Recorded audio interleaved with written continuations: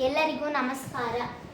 27,307 ಎಂಬ ಸಂಖ್ಯೆಯಲ್ಲಿ 2 ಏಳುಗಳ ಸ್ಥಾನ ಬೆಲೆಗಳ ವ್ಯತ್ಯಾಸ ಎಷ್ಟು? ಇಲ್ಲಿರೋ ಸಂಖ್ಯೆನ ನಾವು ಬರ್ಕೋಬೇಕು. 27,307 2 ಏಳುಗಳ ಸ್ಥಾನ ಬೆಲೆ ಅಂತ ಅಂದಿದ್ದಾರೆ. ಈ 7ರ ಸ್ಥಾನ ಬೆಲೆ 7, ಯಾಕಂದರೆ ಅದು ಬಿಡಿ ಸ್ಥಾನದಲ್ಲಿ ಇದೆ. ಆ 7 ಈ 7ರ ಸ್ಥಾನ ಬೆಲೆ ಬಿಡಿ 10, 100, 1000. ಈ 7ರ ಸ್ಥಾನ ಬೆಲೆ 7,000.